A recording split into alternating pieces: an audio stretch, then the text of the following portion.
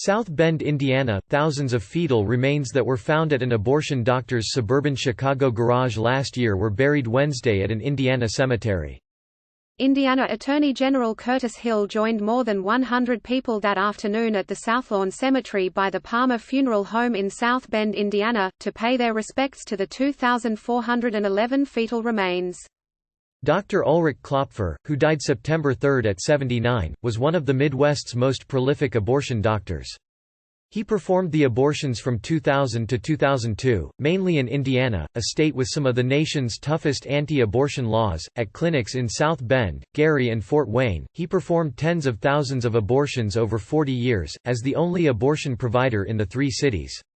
Most of the remains were found in the garage of his Illinois home, with others found in one of his vehicles.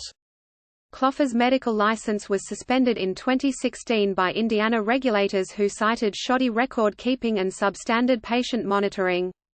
The shocking discovery of the remains was horrifying to anyone with normal sensibilities, Hill said at the ceremony.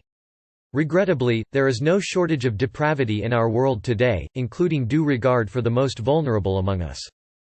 Hill, a conservative Republican who opposes abortion rights and is seeking re-election, made opening remarks at the ceremony before taking questions from reporters away from the burial site. He has said his office is investigating the case, but it remains unclear what could be under investigation. A 2016 Indiana law, upheld by the U.S. Supreme Court in May, requires abortion providers to bury or cremate fetal remains, but it wasn't in effect from 2000 to 2002.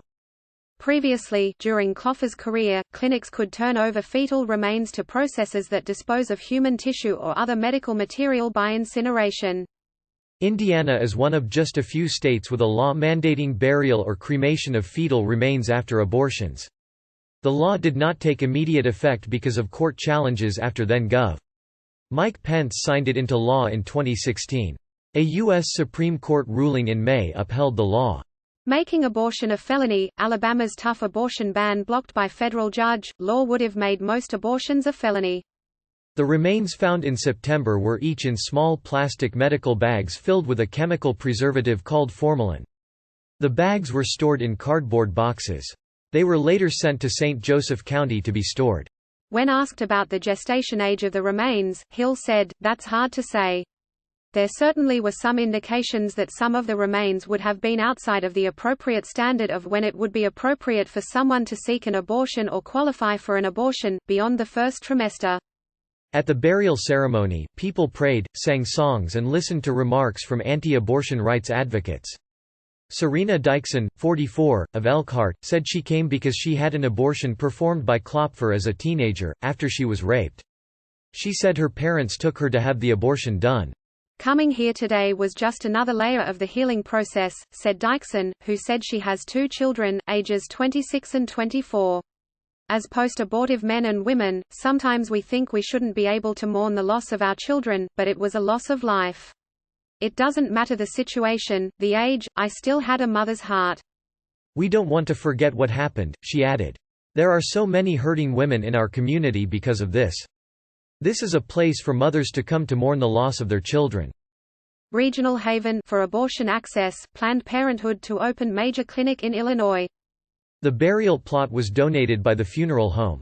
U.S. Representative Jackie Walorski, RIND, did not attend the ceremony but released a statement saying, "I am praying for these innocent lives cut short and for all victims of abortion, both unborn babies and their mothers." Walorski has sponsored a bill that, similar to Indiana's 2016 law, would require the burial or cremation of aborted fetal remains. Hill, seeking a second term as Attorney General, has been under scrutiny in recent months over allegations that he drunkenly groped a female state legislator and 3 other women at an Indianapolis bar in 2018. He has denied the accusations and put his defense of state laws tightening abortion restrictions at the forefront of his campaign. 2 Republicans, Indiana Department of Revenue Commissioner Adam Krupp, a Plymouth native, and Indianapolis Attorney John Westerkamp, are challenging Hill for the party's Attorney General nomination. Contributing, Associated Press.